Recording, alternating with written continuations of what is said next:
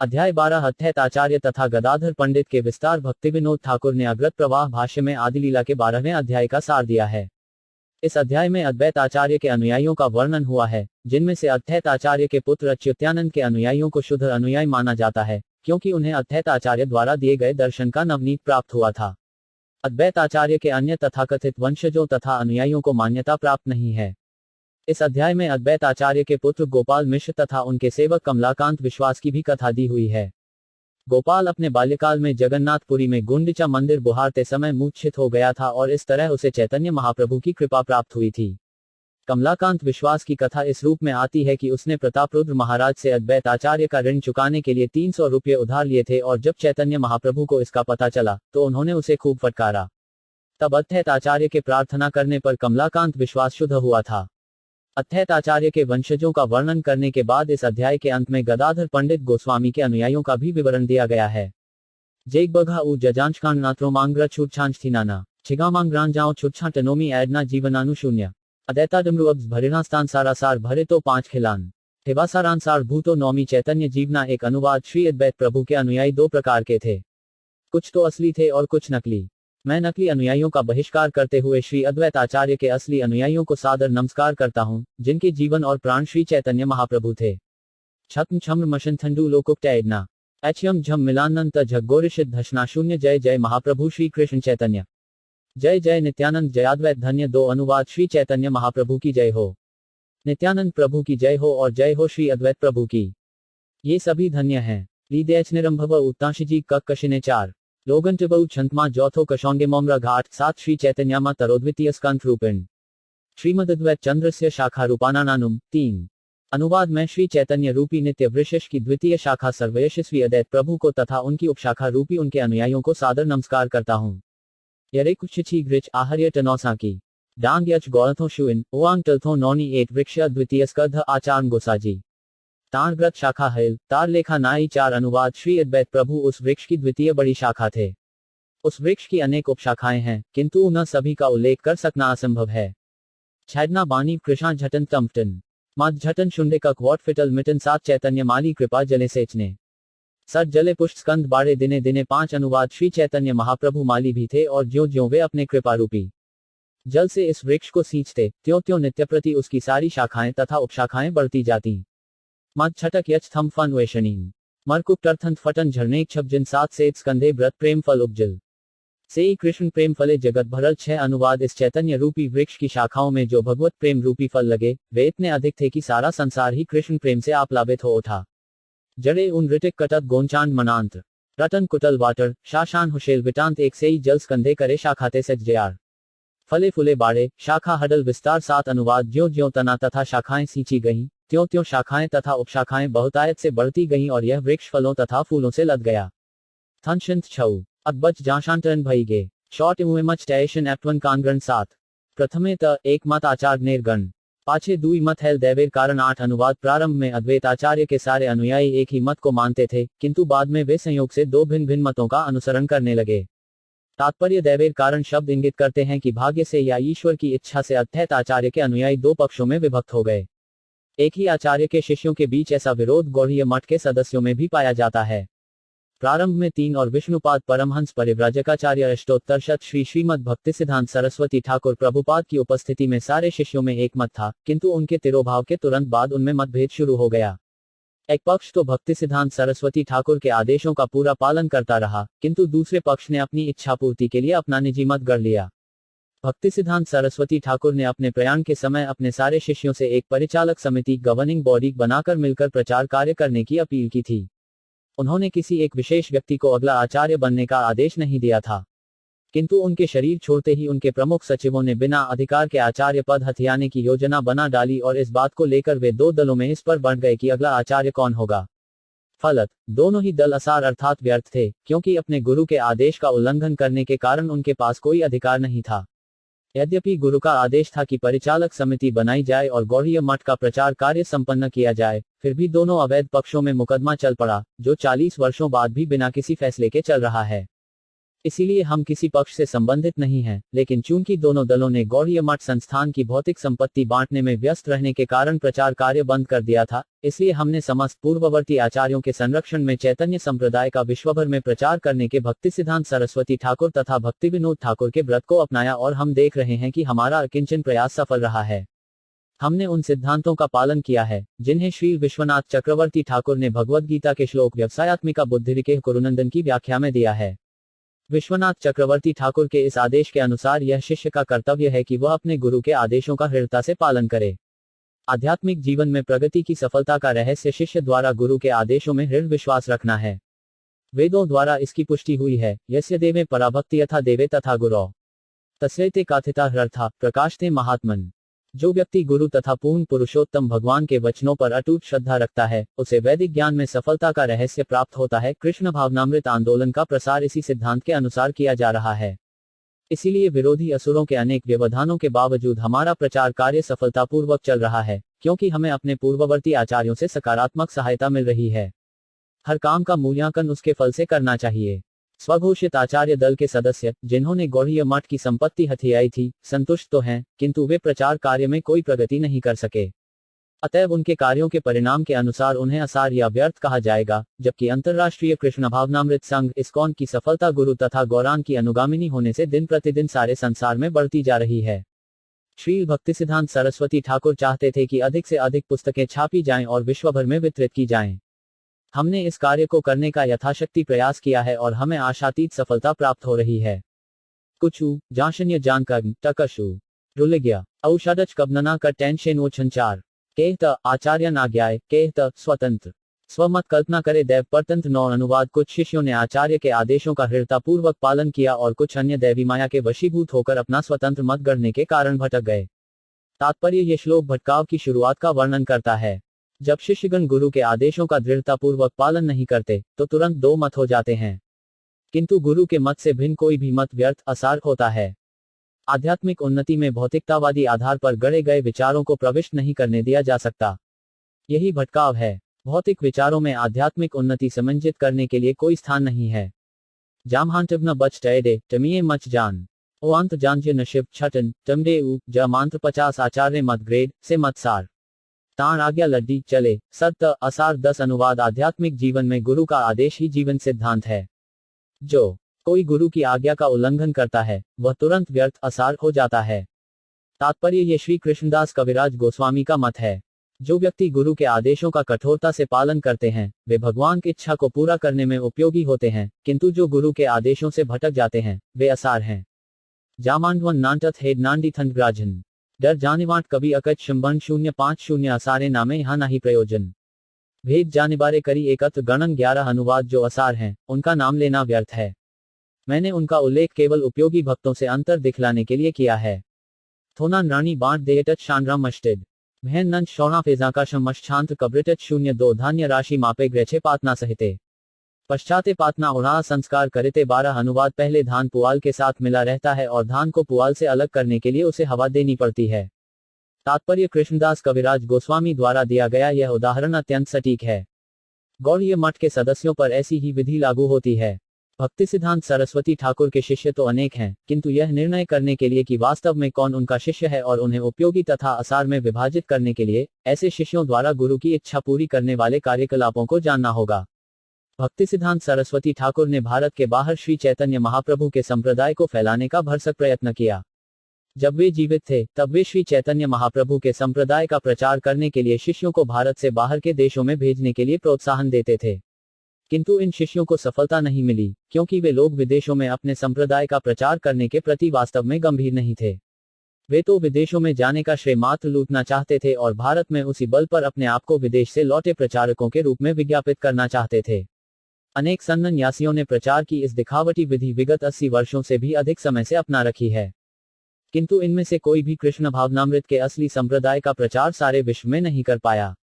वे भारत लौटकर यह झूठा विज्ञापन करते रहे कि उन्होंने सारे विदेशियों को वेदांत या कृष्ण भावनामृत के विचारों वाला बना दिया है। इसके बाद वे भारत में चंदा एकत्र करके विलासी जीवन बिताने में मग्न हो गए। जिस प्रकार व्यर्थ पुआल से धान अलग करने के लिए हवा देनी पड़ती है, उसी तरह कृष्णदास कविराज गोस्वामी द्वारा संस्तुत विधि स्वीकार करके ये बड़ी आसानी से जाना जा सकता है कि कौन असली विश्व प्रचारक है और कौन व्यर्थ है। जे चुछानंत वबु बौघी जानछार्य बन जानजिलना टम्विना टराटेश टरेछना 5-07 अच्युत्यानंद बड़ शाखा आचार्य नंदन आजन सेवला तेहो चैतन्य चरण 13। अनुवाद अद्वैत आचार्य की एक विशाल शाखा थे उनके पुत्र अच्युत्यानंद। वे अपने जीवन के प्रारंभ से ही चैतन्य महाप्रभु के चरण कमलों की सेवा में संलग्न रहे। कर्दना टशान मानछित 7 कटन कनो छांबछी अंडे शिछांक बांका ओनी नूथ शौडल उछी 08 चैतन्य गोसाजिर गुरु केशव भारती एर पितार वाक्य शुनी दुहक पाइल अति 14। अनुवाद जब अच्युत्यानंद ने अपने पिता से यह सुना कि केशव भारती चैतन्य महाप्रभु के गुरु थे, तो वे अत्यधिक अप्रसन्न हुए। रामबुकटच जुमी कन ऐच उनस्टेतन 8 जांगांग जड़े 6 टिटन ने झहेल टन 07 जगत गुरु ते तुमी कर ऐछे उपदेश तोमार एर उपदेशे नष्ट हल देश 15। अनुवाद उन्होंने अपने पिता से कहा, आपका यह उपदेश कि केशव भारती श्री चैतन्य महाप्रभु के गुरु हैं, सारे देश को बर्बाद कर देगा। छोष्ट छुबटनव 7 का टैछना टोगोजी 8 ओआम 7 का जना थछे टकान भोट नाडे 07 14 भुवनेर गुरु चैतन्य गोसाजी तार गुरु अन्य एक कौन शास्त्रे नाई 16। अनुवाद श्री चैतन्य महाप्रभु तो 14 लोकों के गुरु हैं, किंतु आप बतलाते हैं कि उनका गुरु कोई अन्य है। इसकी पुष्टि किसी मान्य शास्त्र द्वारा नहीं होती। शंकन वचत वानलक कटच दीक्षांतत मांग अनिग्ना शडिना जाशोए जद्दाब जष्थियों 01 पन्यम वर्षर बालक कहे सिद्धांत सार शून्य पाइला आचार्यन संतोष अपार 17। अनुवाद जब अद्वैत आचार्य ने अपने 5 वर्ष के पुत्र अच्युत्यानंद से यह वाक्य सुना, तो उन्हें परम संतोष हुआ, क्योंकि यह सिद्धांत का सार था। तात्पर्य भक्ति सिद्धांत सरस्वती ठाकुर ने 13वें से 17वें श्लोक की टीका करते हुए अद्वैत आचार्य की वंशावली का विस्तृत वर्णन किया है। चैतन्य भागवत के अंत्य खंड के पहले अध्याय में बतलाया गया है कि अच्युत्यानंद अद्वैत आचार्य प्रभु के ज्येष्ठ पुत्र थे। अद्वैत चरित नामक एक संस्कृत ग्रंथ में कहा गया है, अद्वैत आचार्य प्रभु के 3 पुत्र हुए और वे भगवान चैतन्य के भक्त थे। इनके नाम थे अच्युत, कृष्ण मिश्र तथा गोपाल दास। ये तीनों उनकी पत्नी सीता देवी की कोख से जन्मे थे। अद्वैत आचार्य के 3 पुत्र और थे, जिनके नाम थे बलराम, स्वरूप तथा जगदीश। इस तरह उनके कुल 6 पुत्र थे। इन 6 में से 3 चैतन्य महाप्रभु के कट्टर अनुयायी थे और इनमें से अच्युत्यानंद ज्येष्ठ थे। अद्वैत प्रभु का विवाह 15वीं शताब्दी के प्रारंभ 15वीं शताब्दी ई के अंतिम भाग में हुआ था। जब चैतन्य महाप्रभु 1433-1434 शकाब्द 1511-12 ई में जगन्नाथपुरी से वृंदावन जा रहे थे, तो वे रामकेली गांव जाना चाहते थे। तब अच्युत्यानंद केवल 5 वर्ष के थे। चैतन्य भागवत अंत्य खंड 4 अध्याय के अनुसार अच्युत्यानंद उस समय केवल 5 वर्ष के थे और नग्न खड़े थे, पश्चिवर्ष वयस मधुर दिगंबर। इसलिए यह निष्कर्ष निकलता है कि अच्युत्यानंद का जन्म 1428 शकाब्द 1506 में हुआ होगा। अच्युत्यानंद के जन्म के पूर्व अद्वैत प्रभु की पत्नी सीता देवी चैतन्य महाप्रभु को उनके जन्म के समय देखने गई थी। अतएव असंभव नहीं है कि 1407 से 1428 शकाब्द 1486-1507 ई के बीच के 21 वर्षों में अद्वैत प्रभु से उन्हें 3 पुत्रों की प्राप्ति हुई हो। सीताद्वैत चरित नामक एकम प्रामाणिक बौगला पुस्तक में, जो 1792 शकाब्द 1870 ई में नित्यानंद दैनियान्मिक प्रामाणिक अखबार में छपी थी, ये बतलाया गया है कि अच्युत्यानंद श्री चैतन्य महाप्रभु के सहपाठी थे। चैतन्य भागवत के अनुसार यह कथन तनिक भी विश्वसनीय नहीं है। संन्यास ग्रहण करने के बाद चैतन्य महाप्रभु 1431 शकाब्द 1509 ई में शांतिपुर स्थित अद्वैत प्रभु के घर पधारे थे। उस समय अच्युत्यानंद की आयु केवल 3 वर्ष को थी। ऐसा कथन चैतन्य भागवत के अंत्य खंड के प्रथम अध्याय में मिलता है।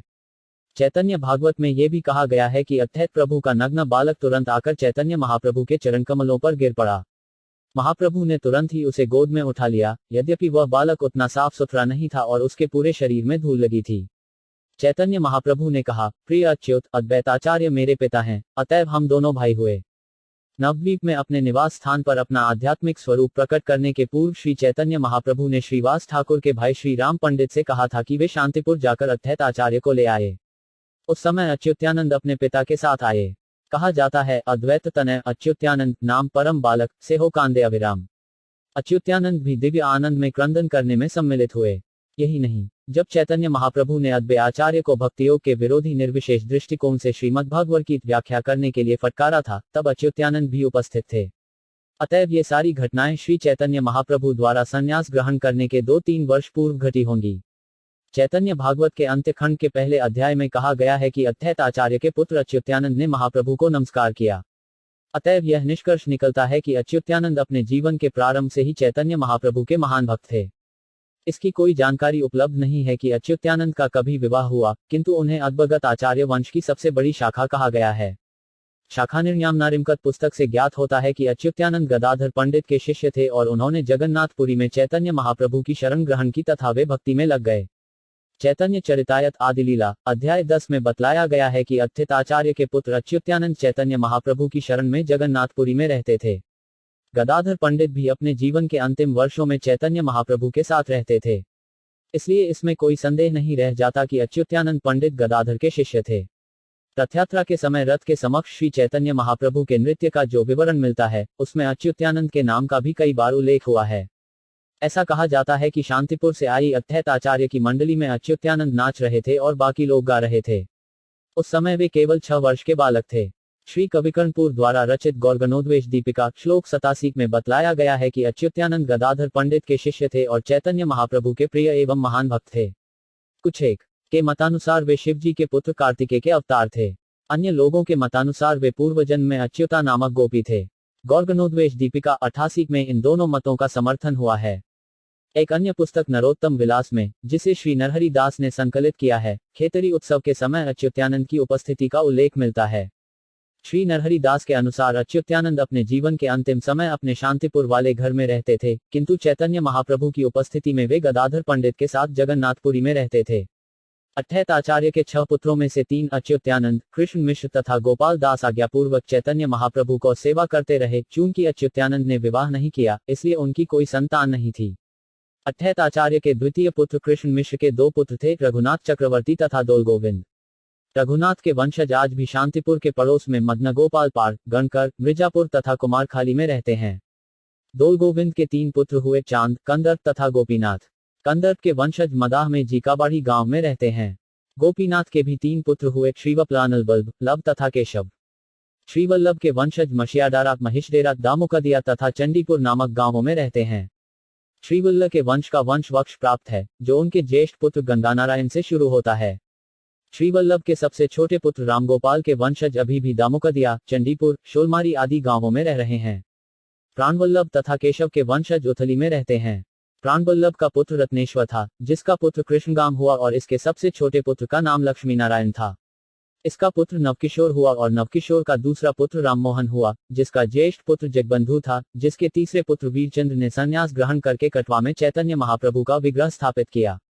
राममोहन के ये 2 पुत्र बड़ प्रभु तथा छोट प्रभु कहलाते थे। इन्होंने नवद्वीप धाम की परिक्रमा का उद्घाटन किया। कृष्ण मिश्र की परंपरा में अद्वैत प्रभु के पूरे वंश वृक्ष के लिए वैष्णव मधुषा नामक ग्रंथ देखना चाहिए। कुछ भितय मांग जांच जानशाय उनग्न कृष्णा टगोमाणी देवटन यौशत शम 00। कृष्ण मिश्र नाम आर आचार्य तनय। चैतन्य गोसाजी वैसे ग्राहार हृदय 18 अनुवाद। कृष्ण मिश्र अद्वैत आचार्य के पुत्र थे। उनके हृदय में श्री चैतन्य महाप्रभु सदैव विराजमान रहते थे। श्री टिशागौन नान्त्य जांग्र जानशन त्योर मूच दीनशंत छग्निब छम जझार जडेउच 00। श्री गोपाल नामे आर आचार्यंसुत ताहार चरित्र शून्य अत्यंत अद्भुत 19 अनुवाद। श्री अद्वैत आचार्य प्रभु के अन्य पुत्र थे श्री गोपाल। अब उनकी विशेषताओं के बारे में सुनिए, क्योंकि वे सभी अत्यंत अद्भुत हैं। तात्पर्य जैसा ऊपर बताया गया है, श्री गोपाल अद्वैत आचार्य के 3 भक्त पुत्रों में से एक थे। चैतन्य चरितामृत मध्यलीला अध्याय 12 श्लोक 143-149 में उनके जीवन तथा चरित्र का और वर्णन हुआ है। अदचितस्ताई मन्नहितित मशंधधूत मनमुदत कीरुटन नर्दस्करण बस दथंग मुक्त्य 20 गुंडिचा मंदिरे महाप्रभुर सम्मुखे कीर्तरे नर्तन करे बड़ प्रेम सुखे 20 अनुवाद। जब भगवान चैतन्य अपने हाथ से जगन्नाथपुरी में गुंडिचा मंदिर की सफाई करते थे, तब गोपाल बड़े प्रेम और मुदित भाव से महाप्रभु के समक्ष नाचता था। तात्पर्य गुंडिचा मंदिर जगन्नाथपुरी में स्थित है और प्रतिवर्ष जगन्नाथ, बलभद्र तथा सुभद्रा के विग्रह जगन्नाथ मंदिर से निकलकर यहाँ 8 दिनों तक रुकते हैं। जब चैतन्य महाप्रभु जगन्नाथपुरी में रह रहे थे, तब वे प्रतिवर्ष अपने प्रमुख भक्तों के साथ इस मंदिर की सफाई करते थे। चैतन्य चरितामृत के गृंडिचामार्जन अध्याय में इसका स्पष्ट वर्णन हुआ है। 7 नौनंछुतौंगेतम तझू रौचनन छुटे टभान मांडी 1 डिस्री बदल आयनंतिच घन 90 नाना भावोद्गम देहे अद्भुत नर्तन दूर गोसाजी हरि बले आनंदित मन 21 अनुवाद। जिस समय चैतन्य महाप्रभु तथा अद्वैत प्रभु हरे कृष्ण मंत्र का कीर्तन करते तथा नाचते थे, तब उनके शरीरों में विविध भावातिरिक्त के लक्षण प्रकट होने लगते और उनके मन अत्यंत प्रमुदित होते थे। नाहिटिड नानंटिड भोशान इडेन मूलदिड डुटिमटच शिजिन टर्टिश नोडिक जमशवी 49 नाचिते नाचिते गोपाल हडल मूर्छित भूमिते पढ़ील देहे नाहिक संवित 22 अनुवाद। जब वे सब नाच रहे थे तब गोपाल नाचते नाचते मूर्छित हो गया और भूमि पर गिरकर अचेत हो गया। पुष्टिच डडेला जाय श्रृंबस कौंटन नशे सका कटत नृभिष्टकन बल शड़िया 57 दूख हरला आचार पुत्र को ले आई। रक्षा करे नरसिनेर मंत्र पढ़िया 23 अनुवाद। अद्वैत आचार्य प्रभु अत्यंत दुखी हुए। वे अपने पुत्र को अपनी गोद में उठाकर उसकी रक्षा के लिए नरसिंह मंत्र का उच्चारण करने लगे। नाना भन शैठफुन जाहार्य ना शमद छछन जामहांत्यवन छु और तथ्यकव कटवन कना न 28 नाना मंत्र पढ़े नाचार्यन ना है चेतन आचार्य दोखे वैष्णव करें क्रंदन 24 अनुवाद। अद्वैत आचार्य ने विविध मंत्रों का उच्चारण किया किंतु गोपाल को होश नहीं आया। अतएव वहां पर उपस्थित सारे वैष्णव उनकी व्यथा से शोकातुर होकर रोने लगे। ऊ घशिंथू दीव झटन शचथत्री 56 भाथौन एकल वन जत्री इंती 37 तबे महाप्रभु ताण हृदय हस्त हरी उठे गोपाल कई बल हरि हरि 25 अनुवाद। तब चैतन्य महाप्रभु ने गोपाल की छाती पर अपना हाथ रखा और उससे कहा, प्रिय गोपाल उठो और भगवान पवित्र नाम का कीर्तन करो। उन्तिन भाषान थे दुत स्थर्ग श्वनी खनी जानंतित शश जदव कटम इप्सनी श्वनी 27 उठिल गोपाल प्रभु स्पर्श ध्वनि सुनी आनंदित हा सबे करे हरि ध्वनि 26 अनुवाद। जब गोपाल ने महाप्रभु की आवाज सुनी और उनके स्पर्श का अनुभव किया तो वह तुरंत उठ पड़ा और सारे वैष्णव खुशी में हरे कृष्ण महामंत्र का कीर्तन करने लगे। जान सुंदर्यव जांत शुंभ शिवन जांद जांत शुंभ अकनश भौथा 6 नांद 21 आचार्य आर पुत्र श्री बलराम आर पुत्र स्वरूप शाखा जगदीश नाम 27 अनुवाद। अद्वैत आचार्य के अन्य पुत्र श्री बलराम स्वरूप तथा जगदीश थे। तात्पर्य अद्वैत चरित नामक संस्कृत ग्रंथ में लिखा है कि बलराम स्वरूप तथा जगदीश अद्वैत आचार्य के चौथे 5वें तथा 6ठे पुत्र थे। इस तरह उनके 6 पुत्र थे। ये तीनों स्मार्त या मायावादी थे, अतएव वैष्णव समाज द्वारा परित्यक्त थे। कभी कभी मायावादी वैष्णव अर्थात विष्णु भक्त होने का ढोंग करते हैं, किंतु वास्तव में वे विष्णु को पूर्ण पुरुषोत्तम परमेश्वर नहीं मानते, क्योंकि वे शिव, दुर्गा, सूर्यदेव तथा गणेश को परमेश्वर तुल्य समझते हैं। ये लोग सामान्यतया पशुपासक स्मार्त कहलाते हैं, अतएव इनकी गणना वैष्णवों में नहीं की जानी चाहिए। विस्मयादिबोधक चिन्ह। बलराम की 3 पत्नियां तथा 9 पुत्र थे। पहली पत्नी से उत्पन्न उनके सबसे छोटे पुत्र का नाम मधुसूदन गोस्वामी था। उन्होंने भट्टाचार्य उपाधि ग्रहण की और स्मार्त पंथ या मायावादी दर्शन स्वीकार किया। श्री भक्तिसिद्धांत सरस्वती ठाकुर लिखते हैं कि गोस्वामी भट्टाचार्य के पुत्र श्री राधारमण गोस्वामी भट्टाचार्य ने गोस्वामी की पदवी अस्वीकार कर दी, क्योंकि यह सामान्यतया सन्यासियों की सूचक पदवी है। जो व्यक्ति अब भी गृहस्थाश्रम में हो उसे गोस्वामी पदवी का दुरुपयोग नहीं करना चाहिए। श्री भक्तिसिद्धांत सरस्वती ठाकुर ने जाति से गोस्वामी लोगों को मान्यता नहीं दी है, क्योंकि वे उन 6 गोस्वामियों की पंक्ति में नहीं थे जो चैतन्य महाप्रभु के प्रत्यक्ष शिष्य थे। इन 6 गोस्वामियों के नाम थे श्री रूप गोस्वामी, श्री सनातन गोस्वामी, श्री भट्ट रघुनाथ गोस्वामी, श्री गोपाल भट्ट गोस्वामी, श्री जीव गोस्वामी तथा श्री रघुनाथ दास गोस्वामी। श्री भक्तिसिद्धांत सरस्वती ठाकुर ने कहा है कि गृहस्थ आश्रम तो इंद्रिय तृप्ति के लिए एक प्रकार की छूट है, अतएव गृहस्थ को चाहिए कि वह झूठे ही गोस्वामी पदवी ग्रहण न करे। इस्कॉन आंदोलन ने कभी भी गोस्वामी की पदवी किसी गृहस्थ को प्रदान नहीं की है। यद्यपि इस्कॉन में दीक्षित सारे सन्यासी तरुण हैं, किंतु हमने उन्हें स्वामी एवं गोस्वामी पदवियां इसलिए प्रदान की हैं क्योंकि श्री चैतन्य संप्रदाय का प्रचार करने के लिए उन्होंने अपना जीवन समर्पित कर दिया है। श्री भक्तिसिद्धांत सरस्वती ठाकुर उल्लेख करते हैं कि गृहस्थ जाति गोस्वामी न केवल गोस्वामी उपाधि का अनादर करते हैं, अपितु स्मार्त रघुनंदन के सिद्धांतों पर चलते हुए श्राद्ध कर्म के समय वे अद्वैत आचार्य का तिनके का पुतला जलाकर मूर्खता का प्रदर्शन करते हैं और इस तरह राक्षसी कर्म करते हैं तथा वैष्णवों के मार्गदर्शक हरिभक्ति विलास का अनादर करते हैं। श्री भक्तिसिद्धांत सरस्वती ठाकुर कहते हैं कि कभी कभी ये स्मार्त जाति गोस्वामी वैष्णव दर्शन पर पुस्तकें लिखते हैं या मूल शास्त्रों की टीकाएं लिखते हैं, किंतु शुद्ध भक्तों को चाहिए कि इनको पढ़ने से अपने आप को सावधानी पूर्वक बचाएं। कबमनान कांड विश्वोष नांत जहार्य किकता जहाँ है कावशंज जब छाशंत्र भोछ 40 कमलाकांत विश्वास नाम आचार्य के दूर आचार्य व्यवहार सप्ताहार गोचर 28 अनुवाद। आचार्य अदे का अत्यंत विश्वास पात्र नौकर कमलाकांत विश्वास अद्वैत आचार्य के सारे आचारों व्यवहारों को जानता था। तात्पर्य आदिलीला 10.149 में उल्लिखित कमलानंद तथा मध्यलीला 10.94 में उल्लिखित कमलाकांत एक ही व्यक्ति हैं। कमलाकांत चैतन्य महाप्रभु का अत्यंत विश्वस्त सेवक था। वह ब्राह्मण कुल में उत्पन्न था और अद्वैत आचार्य के निजी सचिव के रूप में कार्य करता था। जब परमानंद पुरी नवद्वीप से जगन्नाथपुरी गए तब वे अपने साथ कमलाकांत विश्वास को लेते गए और वे दोनों चैतन्य महाप्रभु का दर्शन करने जगन्नाथपुरी गए।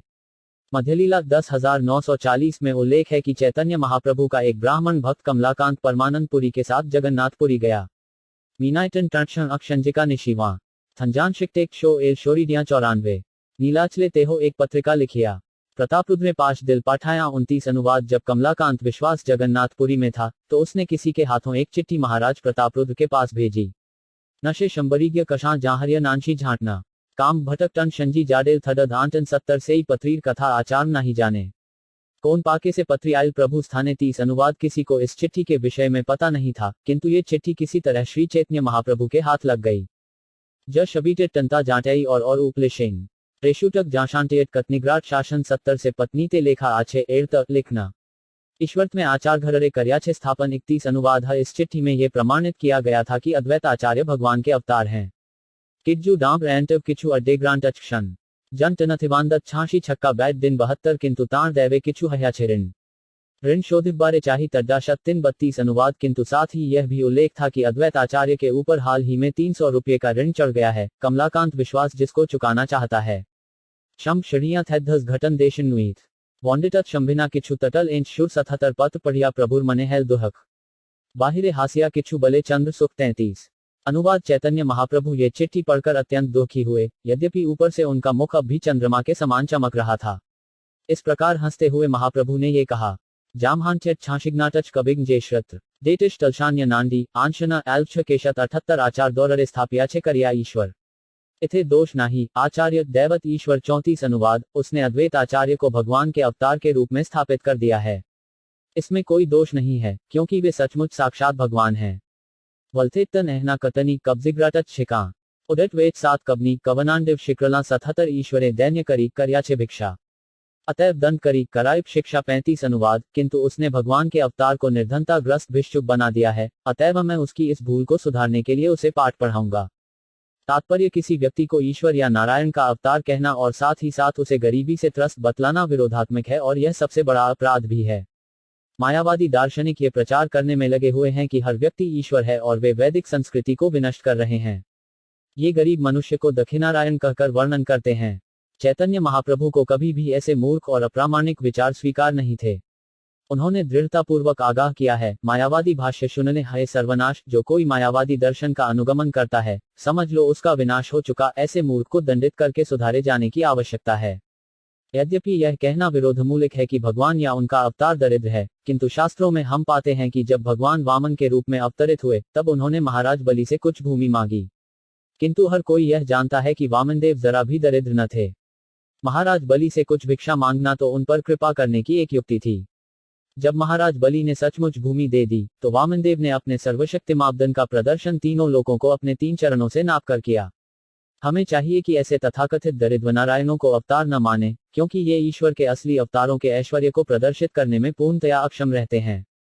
जो बिलर टन जानखाफिल हैश झांसी देश वॉफनिया विश्वोत्म धशा नाशिटिव जामिट 77 गोविंद्र आज्ञा दिल यहाँ आजी हैते बाउलिया विश्वासे अथ नादिबे आसिते 36 अनुवाद। महाप्रभु ने गोविंद को आज्ञा दी, आज से उस बाउलिया कमलाकांत विश्वास को यहाँ मत आने देना। तात्पर्य बाउलिया या बाउल उन 13 अवैध संप्रदायों में से एक है जो अपने आप को चैतन्य महाप्रभु के अनुयायी बतलाते हैं।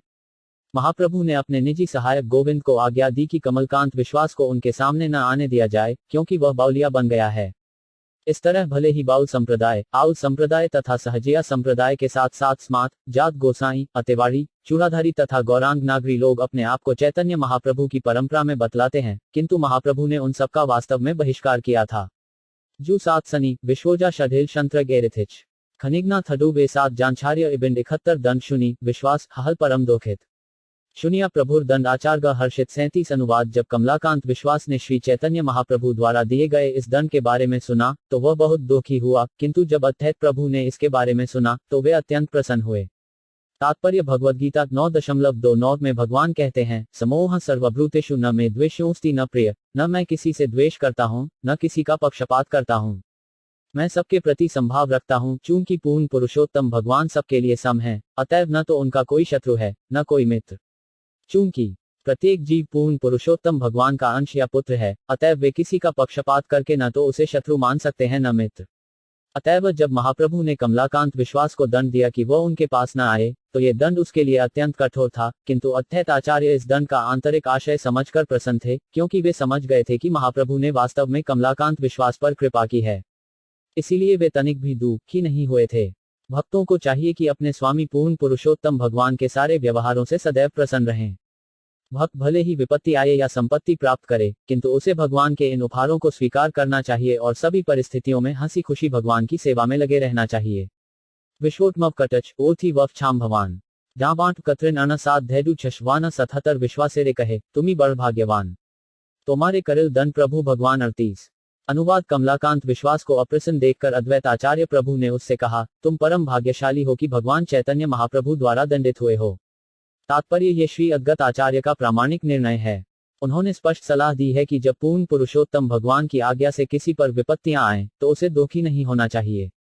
भक्त को भगवान द्वारा प्रदान की गई संपत्ति को ग्रहण करके प्रसन्न होना चाहिए, भले ही यह उसके हिसाब से अनुकूल या प्रतिकूल ही क्यों न लगे। श्रित्व बशंथंडु ट्यांश कटवन मंगमाम पक्षो मदन जाम्भी एकलु झनुगान 77 पूर्वे महाप्रभु मोरे करेन सम्मान दुहक पाए मने आमी क्यों अनुमान 39। अनुवाद पहले तो चैतन्य महाप्रभु अपने वरिष्ठ की तरह मेरा आदर करते थे, किंतु मुझे ऐसा आदर पसंद न था।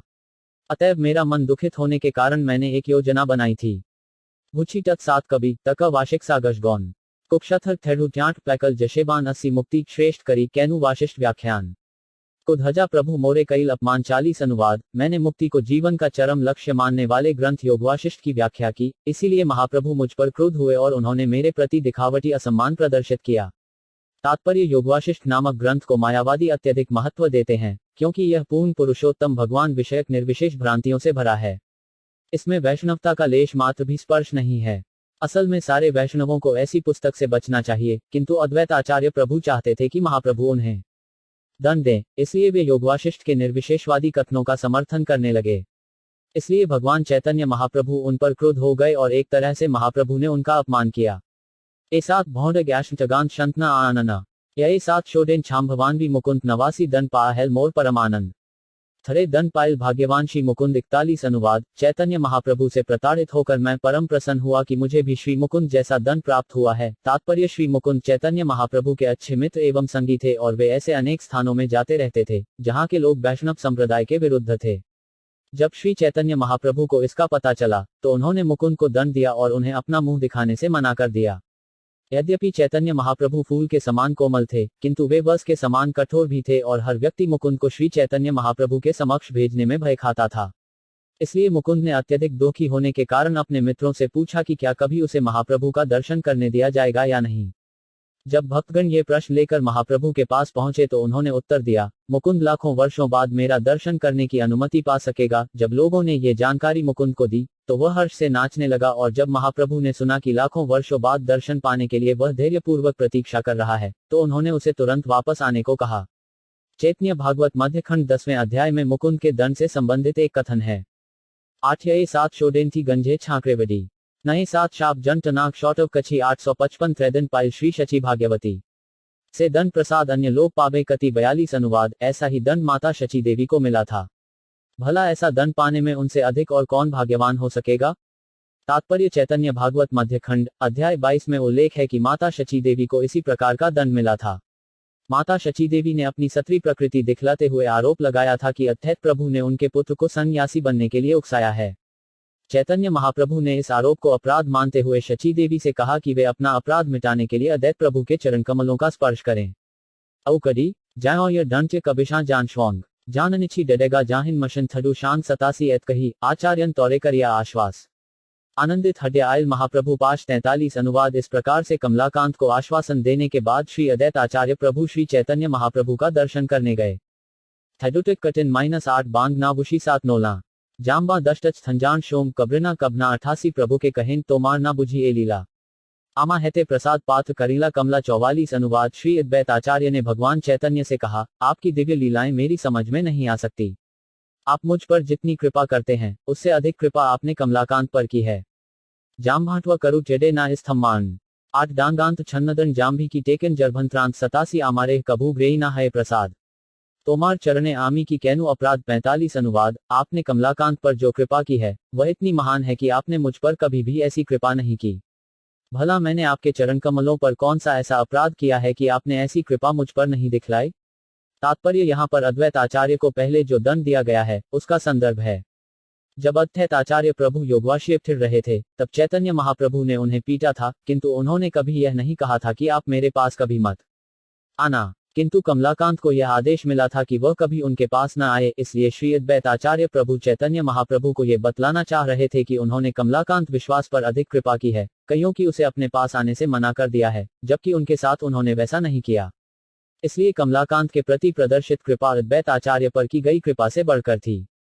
अच्छू सनी बशाथंधु शांजिटच नाम भी ना वानारेगा कबनान का हर थम्मन शशेना 87 ऐतशुनी महाप्रभु हासिते लागला बोला या कमलाकांते प्रसन्न हडहला 46 अनुवाद। ये सुनकर चैतन्य महाप्रभु हर्षित होकर हंसने लगे और तुरंत ही उन्होंने कमलाकांत विश्वास को बुलाया। जाहार्य कटच डैशंटेक टनकटन मिटनेत ननन जुडे धनकांट टू कटप त्याट विदुबनन 84 आचार्य कहे एहा के केने दिले दर्शन दूर प्रकारेते करे मोरे विडंबन 47 अनुवाद। तब अद्वैत आचार्य ने चैतन्य महाप्रभु से कहा, आपने इस व्यक्ति को फिर से कईयों बुलाया और इसे अपने दर्शन की कईयों अनुमति दी है। इसने तो मुझे 2 प्रकार से धोखा दिया है। खनिगा थैडू घन थंगन छडन मुझा जडन कशो मटर टम रानल 80 शून्या प्रभुर मन प्रसन्न हल दुनार अंतर कथा दूहे से जानल 48 अनुवाद। जब चैतन्य महाप्रभु ने यह सुना तो उनका मन प्रसन्न हो गया। केवल वे ही एक दूसरे के मन की बातें समझ सकते थे। ठंडू कट वानुनिगा जैटच कांटिश कब आहांटन लचका धर्म शन्नी टम जांक 85% प्रभु कहे बावलिया ऐछे काहे कर आचार्य लग्या धर्म हानि से आचर 49 अनुवाद। श्री चैतन्य महाप्रभु ने कमलाकांत को समझाया, तुम तो बावलिया हो जिसको वस्तुओं की सही स्थिति के बारे में ज्ञान नहीं होता है। तुम इस तरह कईयों करते हो। तुम अज्ञात आचार्य की गोपनीयता को कईयों भंग करते हो तथा उनके धार्मिक सिद्धांतों को क्षति पहुंचाते हो। तात्पर्य कमलाकांत विश्वास ने अज्ञानवश जगन्नाथपुरी के राजा महाराज प्रतापरुद्र से अद्वैत आचार्य के 300 रुपयों का ऋण समाप्त करने की याचना को थी, किंतु साथ ही यह भी स्थापित किया था कि अद्वैत आचार्य पूर्ण पुरुषोत्तम भगवान के अवतार हैं। यह विरोधात्मक है। भगवान के अवतार इस भौतिक जगत किसी भी व्यक्ति के ऋणी नहीं हो सकते। चैतन्य महाप्रभु इस प्रकार के विरोधाभास से कभी भी प्रसन्न नहीं होते, जिसे पारिभाषिक रूप से रसाभास अथवा एक रस के ऊपर दूसरे रस का अतिक्रमण कहते हैं। यह उसी प्रकार का विरोधाभास है जिस प्रकार की नारायण का दरिद्र होना दक्षिणायन थैडित फ्रेंच को ना कब्रित जांज धन विभगनीत जब चाटन पुटे झस भन 70 प्रतिग्रह कभू ना करिबे राजधन विषयी अन्न खाइले दुष्ट है मन 50 अनुवाद। मेरे गुरु अद्वैत आचार्य को धनी पुरुषों या राजाओं से दान कभी भी स्वीकार नहीं करना चाहिए, क्योंकि यदि कोई गुरु ऐसे भौतिकतावादियों का धन या अन्न स्वीकार करता है तो उसका मन दूषित हो जाता है। तात्पर्य भौतिकतावादी व्यक्तियों से धन या भोज्य पदार्थ स्वीकार करना अत्यंत खतरनाक होता है, क्योंकि ऐसा करने से दान लेने वाले का मन दूषित हो जाता है। वैदिक प्रथा के अनुसार दान सन्यासियों तथा ब्राह्मणों को देना चाहिए, क्योंकि ऐसा करने से पाप से मुक्ति होती है। इसीलिए पुराने जमाने में ब्राह्मण ऐसे किसी व्यक्ति से दान नहीं लेते थे जो अत्यंत पवित्र न हो। चैतन्य महाप्रभु ने सभी आध्यात्मिक गुरुओं के लिए यह आदेश दिया है। ऐसे भौतिकतावादी व्यक्ति जो अवैध संबंध, नशा, जुआ तथा मांसाहार जैसे पापमय कार्य त्यागना नहीं चाहते, कभी कभी हमारे शिष्य बनना चाहते हैं, किंतु वैष्णव उन पेशेवर गुरुओं की तरह नहीं होते जो अवैध शिष्यों की अवस्था पर ध्यान दिए बिना ही शिष्य स्वीकार करते हैं। शिष्य बनने से पहले विधि विधानों का पालन करने का संकल्प लेना चाहिए, तभी एक वैष्णव आचार्य किसी को अपना शिष्य स्वीकार करता है। वस्तुतः वैष्णवों को ऐसे व्यक्तियों से दान या अन्न तक ग्रहण नहीं करना चाहिए जो वैष्णव नियमों का पालन नहीं करते।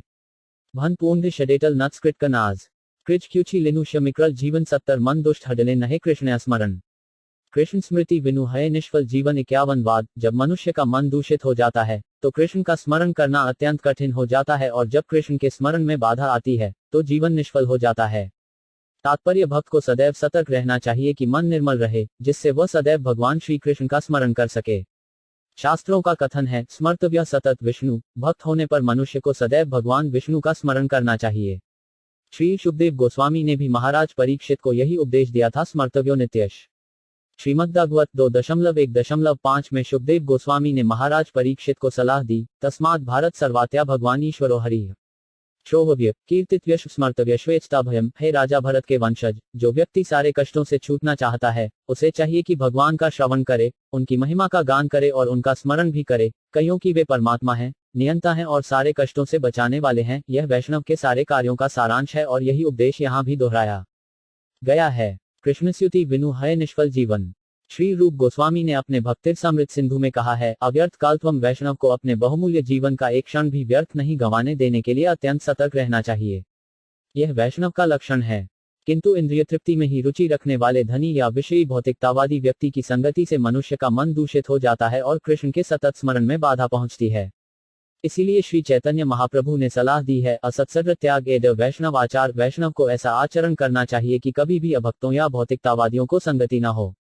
श्री चैतन्य चरितामृत मध्य 22.87। ऐसी संगति से बचने का उपाय यह है कि अपने मन में निरंतर कृष्ण का स्मरण किया जाए।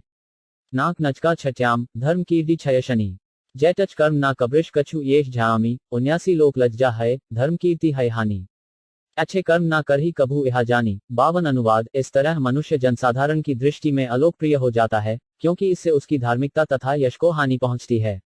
एक वैष्णव को, विशेषकर जो गुरु का कार्य करता हो, कोई ऐसा कर्म नहीं करना चाहिए। उसे इस तथ्य के प्रति सदैव जागरूक रहना चाहिए। उडिये मिक्का जवाकांट मट बटन एकल जानहाय टनोमा की मटन जानना न शोडल 7-8 शिक्षा सभाकारे सबे मने कई आचार्य गोसाजी मने आनंद पायल 53। अनुवाद। जब चैतन्य महाप्रभु ने कमलाकांत को यह शिक्षा दी, तो वहां पर उपस्थित सारे लोगों ने यही माना कि यह हर एक के लिए है। इस प्रकार अद्वैत आचार्य अत्यधिक प्रसन्न हुए। जानंटियवन अदिथांग ठंडू बांग भूत्या थेध भंडीज बांका जानशाय ममूत्या 78 आचार्य अभिप्राय प्रभु मात्र बुझे प्रभुर गंभीर वाक्य आचार्य समुझे 54 अनुवाद। केवल चैतन्य महाप्रभु ही अद्वैत आचार्य के मनोभाव समझ सके और अद्वैत आचार्य महाप्रभु के गंभीर उपदेश को समझ सके। थे उ ठंडाट जांच वचूच विछाम थैद वांडला छटग नासी निशिवांग 8 यूरो 8 प्रस्तावे आछे बहुत विचार। ग्रंथ बाहुल्य भय नारी लिखिबार 55 अनुवाद। इस कथन में अनेक गुमा विचार हैं। मैं उन सबको नहीं लिख रहा, क्योंकि इससे पुस्तक के व्यर्थ ही बढ़ जाने का भय है।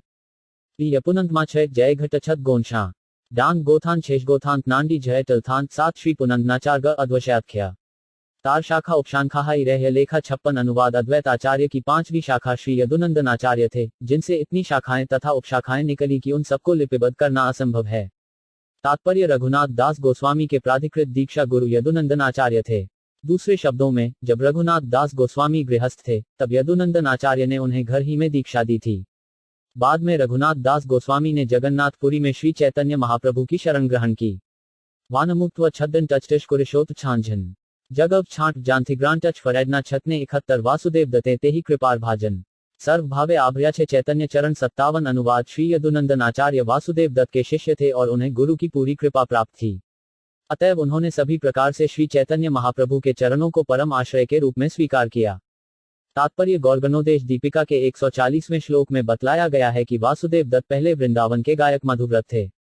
छौगैवर जौआ जहाँ विकुष्ठमान छोरिया थक्षोगी जाया जहाँ झन जाशार्य 70 भागवताचार्य आर विष्णुदासाचार्य चक्रपाणी आचार्य आर अनंत आचार्य 58 अनुवाद। भागवत आचार्य, विष्णुदास आचार्य, चक्रपाणी आचार्य तथा अनंत अद्वैत आचार्य की क्रमशः 6ठी, 7वीं, 8वीं तथा 9वीं शाखाएं थे। तात्पर्य श्री भक्तिसिद्धांत सरस्वती गोस्वामी प्रभुपाद अपने अनुभाष्य में कहते हैं कि भागवत आचार्य पहले अद्वैत आचार्य के अनुयायी थे, किंतु बाद में वे गदाधर पंडित के अनुयायियों में गिने जाने लगे। यदुनंदन दास द्वारा लिखित शाखा निर्णयारित के 6ठे श्लोक में कहा गया है कि भागवत आचार्य ने प्रेमत्रन्यनी नामक सुप्रसिद्ध ग्रंथ की रचना की। गौरगणोद्वेश दीपिका के श्लोक 195 के अनुसार भागवत आचार्य पहले वृंदावन में श्वेतमंजरी के रूप में रहते थे। विष्णुदास आचार्य खेतरी महोत्सव के समय उपस्थित थे। वे अच्युत्यानंद के साथ वहां गए थे, ऐसा भक्ति रत्नाकर के दशम तरंग में बतलाया गया है। अनंत आचार्य 8 प्रमुख गोपियों में से एक थे। उनका पहले का नाम सुदेवी था। यद्यपि वे अद्वैत आचार्य के अनुयायियों में से थे, किंतु बाद में वे गदाधर गोस्वामी के एक प्रमुख भक्त बन गए। नबतनी जा काम्भरव दयछमय फोंग एउंट विश्वा जाम्र वम्मानी दान 77। नंदिनी आर कामदेव चैतन्य दास दुर्लभ विश्वास आर वनमाली दास 59 अनुवाद। नंदिनी, कामदेव, चैतन्य दास, दुर्लभ विश्वास तथा वनमाली दास श्री अत्थे आचार्य की क्रमशः 10वीं, 11वीं, 12वीं, 13वीं तथा 14वीं शाखाएं थे। झश्रांश कथ जांत कंच छबनांश इजेनन मटजन जान नाच छानाओनांश 70 जगन्नाथकर आर कर भवनाथ हृदयानंद सेन आर दास भोलानाथ 60 अनुवाद। इसी तरह जगन्नाथकर, भवनाथकर, हृदयानंद सेन तथा भोलानाथ दास अद्वैत आचार्य की क्रमशः 15वीं, 16वीं, 17वीं तथा 18वीं शाखाएं थे। यात्व लांज विछान छाण सोम जहमारस ओयांश फाम कानू शिंडिच पांज मांबाग्रण 70 ग्रादव दास विजय दास दास जनार्दन अनंत दास कानू पंडित दास नारायण 61 अनुवाद। यादव दास, विजय दास, जनार्दन दास, अनंत दास, कानू पंडित तथा नारायण दास क्रमशः 19वीं, 20वीं, 21वीं, 22वीं, 23वीं और 24वीं शाखाएं थे। लीवन शशि बन्नानंत्री इतेतम शुक्चांडम बनकाशंत्री जा कृकषण 74 श्रीवत्स पंडित ब्रह्मचारी हरिदास पुरुषोत्तम ब्रह्मचारी आर कृष्णदास 62 अनुवाद श्रीवत्स पंडित हरिदास ब्रह्मचारी पुरुषोत्तम ब्रह्मचारी तथा कृष्णदास अद्वैताचार्य की क्रमशः 25वीं, 26वीं, 27वीं तथा 28वीं शाखाएं थे। शुकबाण षडिच जांस बथुनांश वनभगानी कवियंश जान ट्वमठनैंस 77 पुरुषोत्तम पंडित आर रघुनाथ बनमाली कविचंद्र आर वैद्यनाथ 63 अनुवाद उसके आगे क्रमशः पुरुषोत्तम पंडित रघुनाथ वनमाली कविचंद्र तथा वैद्यनाथ अत्थे आचार्य की 29वीं, 30वीं, 31वीं और 32वीं शाखाएं थे। नानकनैंस षडिच जांत्र घुबांजी शलिच ईश्विकर्ण जहां भाष्य 78 लोकनाथ पंडित आर मुरारी पंडित श्री हरिचरण आर माधव पंडित 64 अनुवाद लोकनाथ पंडित मुरारी पंडित श्री हरिचरण तथा माधव पंडित अद्वैताचार्य की क्रमशः 33वीं, 34वीं, 35वीं और 36वीं शाखाएं थे। विरक्षते षडिच जांस शबैछी लीवाम्ब उंजच्छा जट्रेशु गोचाकड नदेव मांत 77 विजय पंडित आर पंडित श्रीराम असख्य अद्वैत शाखा कतलैब नाम 65 अनुवाद विजय पंडित तथा श्रीराम पंडित अद्वैताचार्य की 2 महत्वपूर्ण शाखाएं थे। शाखाएं तो असंख्य हैं, लेकिन मैं उन सबका नाम गिना पाने में असमर्थ हूं। तात्पर्य चूंकि श्रीवास पंडित नारद मुनि के अवतार थे, अतएव उनके छोटे भाई श्रीराम पंडित को नारद मुनि के घनिष्ठतम मित्र पर्वत मुनि का अवतार माना जाता है। भामनी एक झन झटैच का क्यांशौंग जग जटन जौटय भांति फुल कल शांग्र 77 माली दत्त जल अदैत स्कंद ग्रोगाय सट जले जिये शाखा फुल फल पाए 66 अनुवाद अद्वैत आचार्य की शाखा को मूल माली श्री चैतन्य महाप्रभु द्वारा प्रदत्त जल प्राप्त हुआ। इस तरह उपशाखाओं का प्रतिपालन हुआ और उनमें प्रचुर फल फूल लगे। तात्पर्य अद्वैत आचार्य की वे शाखाएं जो श्री चैतन्य महाप्रभु द्वारा प्रदत्त जल से फली पफूली, उन्हें ही प्रामाणिक आचार्य मानना चाहिए। जैसा कि इसके पूर्व बतलाया जा चुका है, अद्वैत आचार्य के प्रतिनिधि बाद में 2 समूहों में बढ़ गए, आचार्य की गुरु शिष्य परंपरा की प्रामाणिक शाखाएं तथा अद्वैत आचार्य की बनावटी शाखाएं। जिन्होंने चैतन्य महाप्रभु के सिद्धांतों का पालन किया वे तो फली फूली, किंतु अन्य शाखाएं सूख गईं, जिनका वर्णन अगले श्लोक में हुआ है। दैशंत मट्या बानी शोटच टकान गोचा शेन नो भांटन दे छछना गांगी मुएशो कांगरण 71 एहार मध्य माली पाछे कौन शाखागण ना माने चैतन्य माली दुर्देव कारण 67 अनुवाद चैतन्य महाप्रभु के तिरोधान के बाद दुर्भाग्यवश कुछ शाखाएं महाप्रभु द्वारा दिखाए गए मार्ग से भटक गईं। मृजाशिन झशनाडिन दंत्य नाघानिन कुछ शडना डींटव छक्का कुक्ष इन 770 सृजाइल जियाइल तारे ना मानल कृतघन हैला तारे स्कंद क्रोध हल 68 अनुवाद कुछ शाखाओं ने उस मूल तने को स्वीकार नहीं किया जो संपूर्ण वृक्ष का जीवनदाता तथा पालन करता था। इस प्रकार जब वे कृतघन बन गईं, तो मूल तना उन पर क्रोध हो गया। कुछ 7 रश छांट छान ना जशांट झलनान डांट कृष गांथान खुकाडिएगा घटए 77 क्रोध हाय स्कंद तारे जल ना सच जारे जलाभावे कृष शाखा शुकाइया मरे 69 अनुवाद इस प्रकार चैतन्य महाप्रभु ने उन पर अपनी कृपा रूपी जल नहीं छिड़का और धीरे धीरे वे मुझाकर मर गईं। फ्रैडना बश्ची दलझल छक्काई मब फॉरविच्छस ग्रट टमछे टन्यटल 67 और गदस चैतन्य रहित देह शुष्क काष्ठ सम जीवितिड मृत सड मैले दंडे ग्रम 70 अनुवाद कृष्ण भावनाविहीन पुरुष शुष्क काठ या मृत शरीर से बढ़कर कुछ नहीं है। वह जीवित होकर भी मृत माना जाता है और मरने के बाद उसे यमराज दंडित करते हैं।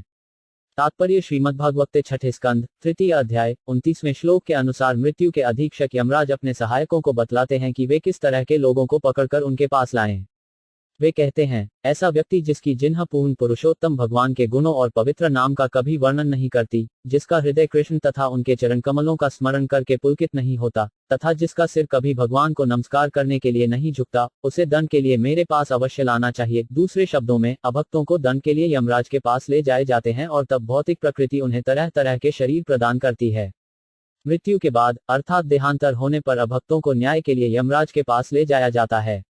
यमराज नकिए रण्य से पूर्वजन्म के कर्मों के अनुसार प्रकृति उन्हें शरीर प्रदान करती है। ये देहांतर की विधि है, अर्थात आत्मा का एक शरीर से दूसरे में स्थानांतरण है। तथापि कृष्ण भावना में भक्तगण यमराज के निर्णय के पात्र नहीं होते। भक्तों के लिए मार्ग खुला रहता है, जिसकी पुष्टि भगवद गीता में की गई है। शरीर त्यागने के बाद त्यक्त्वादेहं भक्त को दूसरा भौतिक शरीर धारण नहीं करना पड़ता, क्योंकि वह आध्यात्मिक शरीर पाकर भगवत धाम वापस जाता है। यमराज का दंड तो उनके निमित्त है जो कृष्ण भावना भावित नहीं है। कवन 7 शंगर थडी नटह थे ए 7 केचना विभूत टैडेटम 6 शाप 7 150 केवल ए गण प्रति नहे एर दंड चैतन्य विमुख ग्रेड से पाषंड 71 अनुवाद न केवल अत्य आचार्य के दिग्भ्रमित वंशज, अपितु जो कोई भी श्री चैतन्य महाप्रभु संप्रदाय के विरुद्ध है, उसे नास्तिक मानना चाहिए और वह यमराज के दंड का पात्र है। की शिंडिच की उतरी किया भरिंशी गछी कैडना विभूषिष्ट डे छा थड़े भछी 19 की पंडित की तपस्वी किबा गृही गृति चैतन्य विमुख ग्रेड तार एड़ गति 72 अनुवाद चाहे कोई पंडित हो, महान तपस्वी हो अथवा सफल गृहस्थ हो या प्रसिद्ध सन्यासी ही क्यों ना हो, किंतु यदि वह चैतन्य महाप्रभु के संप्रदाय के विरुद्ध है तो उसे यमराज द्वारा दिए जाने वाला कष्ट भोगना ही होगा। आठ्यट्य आनंद वो एड़छांक नैत गच मत जाशंत्यात भंगे अपशां छांगवट 17 थरेग्रिलेल श्री अच्युत्यानंदे मत से आचार्य ग्रंथ महाभागवत 73 अनुवाद अद्वैत आचार्य के जिन वंशजों ने श्री अच्युत्यानंद के मार्ग को अपनाया वे सबके सब महान भक्त हुए। तात्पर्य इस संदर्भ में श्री भक्तिविनोद ठाकुर ने अपने अग्रत प्रवाह भाष्य में एक संक्षिप्त टिप्पणी दी है जो इस प्रकार है। श्री अद्वैत आचार्य भक्तिकल्पतरु के प्रधान तनों में से एक हैं। श्री चैतन्य महाप्रभु रूपी माली ने भक्ति के वृक्ष की जड़ों में जल सींचा और इस प्रकार इसके तने तथा शाखाओं का परिपोषण किया।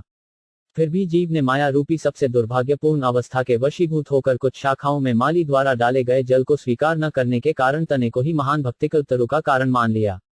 दूसरे शब्दों में अद्वैत आचार्य की शाखाएं या वंशज जिन्होंने अद्वैत आचार्य को ही भक्तिलता का आदि कारण माना तथा जिन्होंने इस तरह श्री चैतन्य महाप्रभु के आदेशों की अवमानना की या उनका उल्लंघन किया, वे सींचे गए जल के प्रभाव से वंचित रह गए और सूखकर नष्ट हो गए। यही नहीं, ये भी जान लेना चाहिए कि न केवल अद्वैत आचार्य के दिग्भ्रमित वंशज अपितु जो कोई भी चैतन्य महाप्रभु से संबंध नहीं रखता, वह चाहे स्वतंत्र रूप से महान सन्यासी, विद्वान या तपस्वी ही क्यों न हो, वृक्ष की मृत शाखा के तुल्य है। श्री भक्तिविनोद ठाकुर द्वारा दिया गया यह विश्लेषण श्री कृष्णदास कविराज गोस्वामी के कथनों के अनुरूप है। यह वर्तमान तथाकथित हिंदू धर्म की स्थिति का चित्रण प्रस्तुत करता है, जो प्रधानतः मायावादी दर्शन से संचालित होने के कारण विभिन्न कपोलकल्पित विचारधाराओं की खिचड़ी बन चुका है। मायावादी लोग कृष्ण भावनामृत आंदोलन से अत्यधिक डरते हैं और आरोप लगाते हैं कि यह हिंदू धर्म को बिगाड़ रहा है, क्योंकि यह विश्व के सभी भागों के लोगों को तथा सभी धार्मिक संप्रदायों के लोगों को स्वीकार करता है और उन्हें वैज्ञानिक रीति से दैव वर्णाश्रम धर्मम लगाता है। किंतु जैसा कि हम अनेक बार बतला चुके हैं, हमें वैदिक साहित्य में हिंदू जैसा कोई शब्द प्राप्त नहीं होता। ये शब्द संभवतया अफगानिस्तान से आया जो मुख्यतया मुस्लिम देश है, और सबसे पहले हिंदू कुश दर्रे के लिए प्रयुक्त हुआ, जो आज भी भारत तथा विभिन्न मुस्लिम देशों के बीच व्यापारिक मार्ग का अंग बना हुआ है। धर्म की वास्तविक वैदिक प्रणाली वर्णाश्रम धर्म कहलाती है, जिसकी पुष्टि विष्णु पुराण 3.8.9 में इस प्रकार हुई है। वर्णाश्रमाचारता पुरुषेण पर पुमार विष्णुराराध्यते पनाथा नान्यत तत्तोष्फारणम। वैदिक साहित्य वर्णाश्रम धर्म के सिद्धांतों का पालन करने का सुझाव देता है। वर्णाश्रम धर्म की विधि को अपनाने से मनुष्य जीवन सफल बनेगा, क्योंकि यह उसे पूर्ण पुरुषोत्तम भगवान से जोड़ेगा, जो मानव जीवन के लक्ष्य हैं। अतः कृष्ण भावनामृत आंदोलन सारी मानवता के निमित्त है। यद्यपि मानव समाज में विभिन्न विभाग या उपविभाग हैं, किंतु सारे मनुष्य एक ही योनि से संबंधित हैं। इसलिए हम मानते हैं कि उन सब में पूर्ण पुरुषोत्तम भगवान विष्णु से जुड़ने की अपनी वैधानिक स्थिति को समझने का सामर्थ्य है। श्री चैतन्य महाप्रभु पुष्टि करते हैं, जीवेर स्वरूप है कृष्णया नित्यदास। हर जीव पूर्ण पुरुषोत्तम भगवान का सनातन अंश है, नित्यदास है। मानव रूप धारण करने वाला हर जीव अपनी स्थिति की महत्ता को समझ सकता है और इस तरह वह कृष्ण भक्त होने का पात्र है। अतएव हम यह मानकर चलते हैं कि सारी मानवता को कृष्ण भावनामृत की शिक्षा मिलनी चाहिए। निस्संदेह संसार के सभी भागों में और हर देश में जहां भी हम संकीर्तन आंदोलन का प्रचार करते हैं, वहां हम देखते हैं कि लोग बिना हिचक हरे कृष्ण महामंत्र को सरलता से स्वीकार कर लेते हैं। इस कीर्तन का प्रभाव ये दिखता है कि हरे कृष्ण आंदोलन के सारे सदस्य, चाहे उनकी पृष्ठभूमि कैसी ही क्यों न रही हो, पापमय जीवन के चारों सिद्धांतों का परित्याग कर देते हैं और भक्ति के उच्च पद को प्राप्त करते हैं। अपने आप को पंडित, सन्यासी, गृहस्थ तथा स्वामी बतलाने वाले हिंदू धर्म के तथाकथित अनुयायी वैदिक धर्म की असारशुष्क शाखाएं हैं। वे नपुंसक हैं, वे मावन समाज के लाभार्थ वैदिक संस्कृति को फैलाने में कुछ भी नहीं कर सकते। वैदिक संस्कृति का सार तो श्री चैतन्य महाप्रभु का संदेश है। उनका आदेश है, यारे देख तारे कह कृष्ण। उपदेश आमार आज्ञाय गुरु हजातार एड़ देश चैतन्य चरितामृत मध्य 7.128। जो भी व्यक्ति मिले उसे सहज भाव से कृष्ण कथा के सिद्धांतों का उपदेश देना चाहिए, जो भगवद्गीता यथारूप तथा श्रीमद्भागवत में वर्णित हैं। जो व्यक्ति कृष्ण कथा या श्री चैतन्य महाप्रभु के संप्रदाय में रुचि नहीं रखता, वह शुष्क असार निर्जीव काठ के तुल्य है। इस्कॉन शाखा प्रत्यक्षत श्री चैतन्य महाप्रभु द्वारा सिंचित होने के कारण निस्संदेह सफल बन रही है, जबकि तथाकथित हिंदू धर्म को असंबद्ध शाखाएं, जो इस्कॉन से द्वेष रखती हैं, सूखकर मृत हो रही हैं। में एमी जाइन चव कुशांत छांझन जानांग्रांटव षडिन तमझे टैच्छना छतने 14 सदसेई आचार घेर कृपार भाजन। अनाया से पायल से चैतन्य चरण 74 अनुवाद अद्वैत आचार्य की कृपा से जिन भक्तों ने चैतन्य महाप्रभु के मार्ग का हरता से पालन किया, उन्हें चैतन्य महाप्रभु के चरण कमलों का आश्रय सहज ही प्राप्त हो गया। जे छाछन ट्यूंडे मच टमडाये मच जान जान गच भमट जय टेशन छांस शतान 17 अच्युतेर ग्रेड मत सद मत सार आर ग्रत मत सब हेल छारख 75। अनुवाद अतएव यह निष्कर्ष यह निकलता है कि अच्युतानंद का मार्ग ही आध्यात्मिक जीवन का सार है। जिन लोगों ने इस मार्ग का पालन नहीं किया वे मात्र तितर बितर होकर रह गए। मरे जान शून्य शतक टमांत कोई सिमकांग पूछाना तथौंग फरेडना ओवन यौनशन 17 से आचार्य गणे मोर कोटि नमस्कार। अच्युतानंद प्राय चैतन्य जीवन ग्राहार 76 अनुवाद अतः मैं अच्युतानंद के उन असली अनुगामियों को कोटि कोटि नमस्कार करता हूँ जिनके जीवनाधार श्री चैतन्य महाप्रभु थे। 7 दऊ कश्मी जाहयगे टनोमांथित भंग दिन जाटोत ऐकिल मच्छकश्यन 11 एत कहिला आचार्य गोसाजिरगण 3 स्कंद शाखार कई संक्षेप गणन 77 अनुवाद। इस तरह मैंने संक्षेप में श्री अद्वैत आचार्य के वंशजों की 3 शाखाओं अच्युतानंद, कृष्ण मिश्र तथा गोपाल का वर्णन किया है। शोथो छेषबगीथों छाग मांच की भंग किचु माव कक कबनी फिलतम 17 शाखा उपशाखा तार नाहिक गणन किचु मात्र कही करी दीक्षिण 78 अनुवाद। अद्वैत आचार्य की असंख्य शाखाएं तथा उपशाखाएं हैं, उन सब की पूर्ण रूपेण गणना कर पाना अत्यंत कठिन है। मैंने तो पूरे तने तथा इसकी शाखाओं उपशाखाओं की झांकी मात्र प्रस्तुत की है। ली बनात्वशित शोथांश मदशिंडन दीन छेषगीशा किचदु कमनी टय शैगन 17 श्री गदाधर पंडित शाखाते महोत्तम तार उपशाखा किच्छु करी ग्रे गणन 79 अनुवाद। अद्वैत आचार्य की शाखाओं तथा उपशाखाओं का वर्णन करने के बाद मैं अब श्री गदाधर पंडित के कुछ वंशजों का वर्णन करने का प्रयास करूंगा, कईयों की यह प्रधान शाखाओं में से एक है। शोथान टलछक शानंत लोथन बंक छांत्री छात्वराहाय इब्निनांज बनाएंग्रीत 70 शाखा श्रेष्ठ शिवानंद श्रीधर ब्रह्मचारी भागवताचार्य हरिदास ब्रह्मचारी 80 अनुवाद। श्री गदाधर पंडित की मुख्य शाखाएं थी 1 श्री शुनंद, 2 श्रीधर ब्रह्मचारी, 3 हरिदास ब्रह्मचारी तथा 4 रघुनाथ भागवताचार्य। तात्पर्य गौरगणोद्वेश दीपिका श्लोक 152 में ध्रुवानंद ब्रह्मचारी को पूर्व जन्म की ललिता कहा गया है और श्लोक 194 तथा 199 में श्रीधर ब्रह्मचारी को चंद्रलतिका गोपी कहा गया है। ओयान जहाय कविफ्ट शिलनगन अंजांग जी मान्यू थी क्रिस कछीछत 70 अनंत आचार्यन कविदत्त मिश्र नयन गड्ढम मंत्री मामू ठाकुर कंठाभरण 81 अनुवाद। 5वीं शाखा थे अनंत आचार्य, 6ठी कविदत्त, 7वीं नयन मिश्र, 8वीं गंगा मंत्री, 9वीं मामू ठाकुर तथा 10वीं शाखा कंठाभरण थे। तात्पर्य गौरगणोद्वेश दीपिकमाए कविदत्त को कलकंठी गोपी के रूप में श्लोक 197 तथा 207, नयन मिश्र को नित्यमंजरी गोपी श्लोक 196 तथा 207 और गंगा मंत्री को चंद्रिका गोपी के रूप में श्लोक 196 तथा 205 बतलाया गया है। मामू ठाकुर का असली नाम जगन्नाथ चक्रवर्ती था। वे श्री चैतन्य महाप्रभु के पितामह श्री नीलांबर चक्रवर्ती के भांजे थे। बंगाल के मामा का रिश्ता पूर्वी बंगाल तथा उड़ीसा में मामोह जाता है। इस तरह जगन्नाथ चक्रवर्ती मामू या मामा ठाकुर कहलाते थे। मामू ठाकुर का निवास स्थान फरीदपुर जिले के मगड़ोबा गांव में था। श्री गदाधर पंडित के तिरोभाव के बाद मामू ठाकुर जगन्नाथपुरी के टोटा गोपीनाथ मंदिर के महंत बन गए। कुछ वैष्णवों के मतानुसार मामू ठाकुर पहले श्री रूपमंजरी के नाम से विख्यात थे। मामू ठाकुर के अनुगामियों में रघुनाथ गोस्वामी, रामचंद्र, राधावल्लभ, कृष्ण जीवन, श्याम सुंदर, शांतामणि, हरिनाथ, नवीन चंद्र, मतलाल, दयामयी तथा कुंज बिहारी मुख्य हैं। कंठाभरण का मूल नाम श्री अनंत चटराज था और वह कृष्णलीला में गोपाली नामक गोपी थे। डूट भिगांडियु जांत छांभैवच फांज 8 यडे पुंड जाम्भी तकन वृंद तंवटना वांज 742 भूगर्भ गोसाजी आर भागवत दास ग्रेड 2 हासी कई वृंदावनेवास 82 अनुवाद। गदाधर गोस्वामी की 11वीं शाखा में भूगर्भ गोसाई हुए और 12वीं में भागवत दास। ये दोनों वृंदावन चले गए और जीवन भर वहीं रहे। तात्पर्य भूगर्भ गोसाई पहले प्रेममंजरी नाम से जाने जाते थे। वे लोकनाथ गोस्वामी के घनिष्ठ मित्र थे जिन्होंने वृंदावन के 7 महत्वपूर्ण मंदिरों में से गोकुलानंद नामक मंदिर बनवाया। ये 7 मंदिर हैं गोविंद, गोपीनाथ, मदन मोहन, राधारमण, श्याम सुंदर, राधा दामोदर तथा गोकुलानंद मंदिर। ये गौड़ीय वैष्णवों के प्रामाणिक संस्थान हैं। यांगिनांश बन्नाश्री बबू गदाशैसन वल्ल चैडना पांड कुकटर्शंग 747 वाणीनाथ ब्रह्मचारी बड़ महाशय वल्ल चैतन्य दास कृष्ण प्रेममय 83 अनुवाद। 13वीं शाखा थे वाणीनाथ ब्रह्मचारी और 14वीं वल्लभ चैतन्य दास। ये दोनों महापुरुष सदैव कृष्ण प्रेम से पूरित रहते थे। तात्पर्य आदिलीला 10.114 में श्री वाणीनाथ ब्रह्मचारी का वर्णन आया है। वल्लभ चैतन्य के शिष्य नलिनी मोहन गोस्वामी ने नवद्वीप में मदन गोपाल का एक मंदिर स्थापित किया। लीनाश 5 कवरजी जात फैक्नव प्राण फिछाम्बिब काई कंगरे उगनराशे शरण 78 श्रीनाथ चक्रवर्ती आर उद्धव दास जितामित्र काप्ठकाटा जगन्नाथ दास 84 अनुवाद। श्रीनाथ चक्रवर्ती 15वीं, उद्धव 16वीं, जितामित्र 17वीं तथा जगन्नाथ दास 18वीं शाखाएं थे। तात्पर्य श्री भक्ति सिद्धांत सरस्वती ठाकुर अपने ग्रंथ अनुभाष्य में लिखते हैं जशाखा निर्णय श्लोक 13 में श्रीनाथ चक्रवर्ती को सर्व सद्गुणों की खान तथा भगवान कृष्ण की सेवा में पटु बतलाया गया है। इसी प्रकार श्लोक 35 में उल्लेख है कि उद्धव दास सबको भगवत प्रेम वितरित करने में अत्यंत निपुण थे। गौरगणोद्देश दीपिका 202 में जितामित्र को श्याममंजरी गोपी कहा गया है। जितामित्र ने कृष्ण मायूर्य नामक एक पुस्तक लिखी। जगन्नाथ दास ढाका के निकट विक्रमपुर के निवासी थे। उनका जन्मस्थान काष्ठकाटा या काठाडिया नामक गांव था। अब उनके वंशज ओडियल, कामारपाड़ा तथा पाइकपाड़ा गांवों में रहते हैं। उन्होंने यशोमाधव मंदिर की स्थापना की।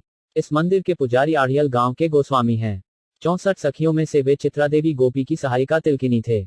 उनके वंशजों की सूची इस प्रकार है: रामनरसिंह, रामगोपाल, रामचंद्र, सनातन, मुक्ताराम, गोपीनाथ, गोलोक, हरिमोहन शिरोमणि, राखालराज, माधव तथा लक्ष्मीकांत। शाखा निर्णय के अनुसार जगन्नाथ दास ने त्रिपुर जिले अथवा प्रदेश में हरे कृष्ण आंदोलन का प्रचार किया। क्षत्रिय आशय जाकी शुजिग्रांट शोषोन कुकनोग बनानंत्री शून्य टिशाना 07 श्री हरि आचार्य सादीपुरिया गोपाल कृष्णदास ब्रह्मचारी पुष्प गोपाल 85 अनुवाद श्री हरि आचार्य 19वीं सादीपुरिया गोपाल 20वीं कृष्णदास ब्रह्मचारी 21वीं तथा पुष्प गोपाल 22वीं शाखाएं थे। तात्पर्य गौरगणोद्देश दीपिका के श्लोक 196 तथा 207 में उल्लेख हुआ है कि हरि आचार्य पहले कालाक्षी नामक गोपी थे। सादीपुरिया गोपाल पूर्वी बंगाल संप्रति बांग्लादेश के विक्रमपुर में हरे कृष्ण आंदोलन के प्रचारक के रूप में विख्यात हैं। कृष्णदास ब्रह्मचारी पूर्वजन्म में अष्ट सखियों में से इंदुलेखा नाम की सखी थे। वे वृंदावन में रहते थे। राधा दामोदर मंदिर के भीतर एक समाधि है जो कृष्णदास की समाधि के नाम से विख्यात है। कुछ लोग इसे कृष्णदास ब्रह्मचारी की समाधि बतलाते हैं तो कुछ लोग कृष्णदास का विराज गोस्वामी की। हम दोनों को ही नमस्कार करते हैं क्योंकि वे दोनों इस युग के पतितात्माओं को भगवत प्रेम वितरण करने में दक्ष थे। शाखा निर्णय में उल्लेख है कि पुष्पगोपाल पहले स्वर्णग्रामक नाम से विख्यात थे। लोडर्य रघु भिल्म शठिच नजीनाणे समवाणे ऐडना पतज लिवशुनांश 77 श्रीहर्ष रघु मिश्र पंडित लक्ष्मीनाथ बड़वाटी चैतन्य दास श्री रघुनाथ 86 अनुवाद श्रीहर्ष 23वीं शाखा थे। रघु मिश्र 24वीं, लक्ष्मीनाथ पंडित 25वीं, बंगवाटी चैतन्य दास 26वीं तथा रघुनाथ 27वीं शाखाएं थे। तात्पर्य गौरगणोद्देश दीपिका श्लोक 195 तथा 201 में रघुमिश्र को कर्पूर मंजरी कहा गया है। इसी प्रकार लक्ष्मीनाथ पंडित को रसोन्मादा तथा बंगवाटी चैतन्य दास को काली बतलाया गया है। शाखा निर्णय का कथन है कि बंगवाटी चैतन्य दास के नेत्र सदैव अशुपूरित रहते थे। उनके वंशजों की भी एक शाखा थी। उनके नाम थे मथुरा प्रसाद, रुक्मिणी कांत, जीवन कृष्ण, युगल किशोर, रत्न कृष्ण, राधा माधव, उषामणि, वैकुंठनाथ तथा लालमोहन या लालमोहन साहा शांखानिधि। लालमोहन ढाका शहर के एक बड़े व्यापारी थे। गौरगणोद्देश दीपिका श्लोक 194 तथा 200 में उल्लेख है कि रघुनाथ पूर्वजन्म में वरांगदा थे। वादबांच शडिच डशची टनौथाना ऐच्छना वल्लच गण भांजुनी जांत्र मंटवकव 71 अमोघ पंडित हस्ती गोपाल चैतन्य वल्लभ भदु गाडुली आर मड्डल वैष्णव 87 अनुवाद 28वीं शाखा अमोघ पंडित थे। 29वीं हस्ती गोपाल, 30वीं चैतन्य वल्लभ, 31वीं यदु गांगुली तथा मंगल वैष्णव 32वीं शाखा थे। तात्पर्य श्री भक्तिसिद्धांत सरस्वती ठाकुर अपने अनुभाष्य में लिखते हैं, श्री मंगल वैष्णव मुर्शिदाबाद जिले के टिटकना गांव के निवासी थे। उनके पूर्वज शाक्त थे और वे किरीटेश्वरी देवी की पूजा करते थे। कहा जाता है कि मंगल वैष्णव पहले बाल ब्रह्मचारी थे, किंतु घर छोड़ने के बाद उन्होंने अपने शिष्य प्राणनाथ अधिकारी की पुत्री से मेनाडाल ग्राम में विवाह कर लिया। इस परिवार के वंशज कांदड़ा के ठाकुर कहलाते हैं। कांदड़ा कटवा के निकट बर्धवान जिले में एक गांव है। यहाँ पर मंगल वैष्णव के छुटपुट वंशजों के 36 परिवार अभी तक रहते हैं। मंगल ठाकुर के प्रसिद्ध शिष्य हैं प्राणनाथ अधिकारी, कांदड़ा गांव के पुरुषोत्तम चक्रवर्ती तथा नरसिंह प्रसाद मित्र, जिनके परिवार वाले विख्यात मृदंगवादक हैं। सुधाकृष्ण मित्र तथा निकुंज बिहारी मित्र दोनों ही विशेष रूप से विख्यात मृदंगवादक हैं। पुरुषोत्तम चक्रवर्ती के परिवार में कुंज बिहारी चक्रवर्ती तथा राधावल्लभ चक्रवर्ती जैसे विख्यात व्यक्ति हुए हैं, जो अभी बीरभूमि जिले में रहते हैं। वे चैतन्य मंगल के गीतों को पेशेवर ढंग से गाते हैं। कहा जाता है कि जब मंगल ठाकुर बंगाल से जगन्नाथपुरी तक सड़क बनवा रहे थे तो एक झील की खुदाई करते समय राधावल्लभ की मूर्ति मिली। उस समय वे कांदड़ा नामक स्थान में रानीपुर गांव में रह रहे थे।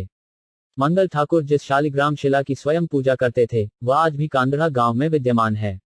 वहां पर वृंदावन चंद्र की पूजा के लिए एक मंदिर बनवा दिया गया है।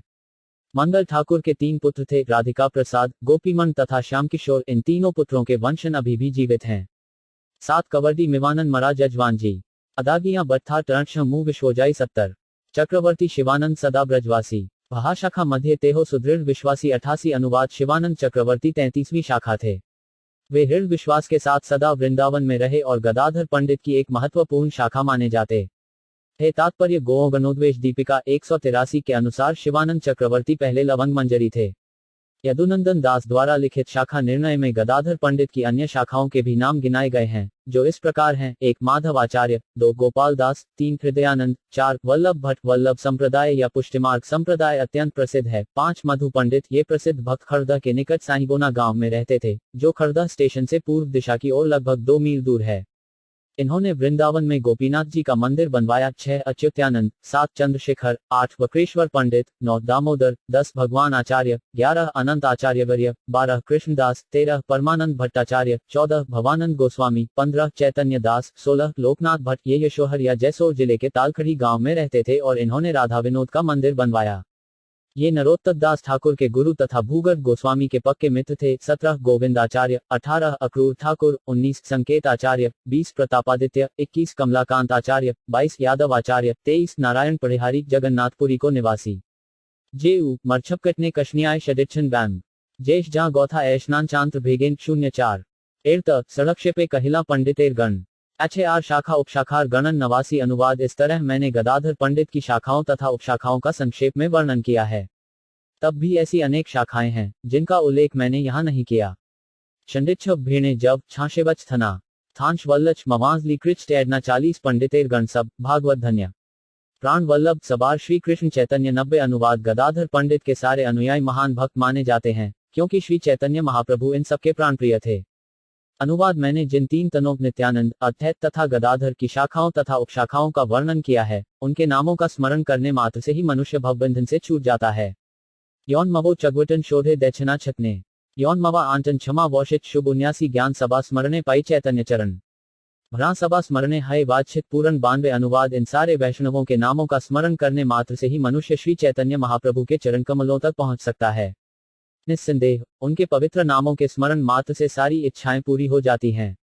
ऊट दीन जवान तबलिटाम छत ठेछना बानी कशी नोना अनुकत 77 अतैवता सबार वंद्य चरण चैतन्य माली कही लीला अनुक्रम 93 अनुवाद। अतैव अब उन सबके चरण कमलों को सादर नमस्कार करते हुए अब मैं माली रूप श्री चैतन्य महाप्रभु की लीलाओं का क्रमवार वर्णन करूंगा।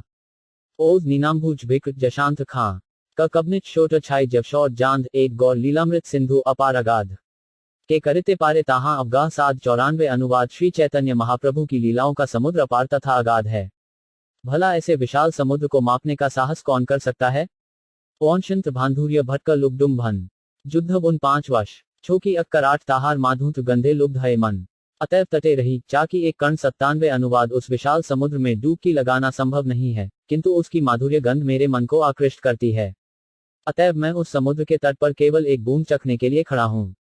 लड़ाई कश रघुनाथ शंटत यांत्र जाग ठैडना ए छबनिछांग मुच कटिश कृकान 77 श्री रूप रघुनाथ पदेग्राड़ाश चैतन्य चरितामृत कहे कृष्णदास 96 अनुवाद। श्री रूप तथा श्री रघुनाथ के चरण कमलों की वंदना करते हुए तथा सदैव उनकी कृपा की आकांक्षा करते हुए मैं कृष्णदास उनके चरण चिदों का अनुसरण करते हुए श्री चैतन्य चरितामृत का वर्णन कर रहा हूँ। इस प्रकार श्री चैतन्य चरितायुत आदिलीला के 12वें अध्याय का भक्ति वेदांत तात्पर्य पूर्ण हुआ, जिसमें अद्वैत आचार्य तथा गदाधर पंडित के अंशों का वर्णन है।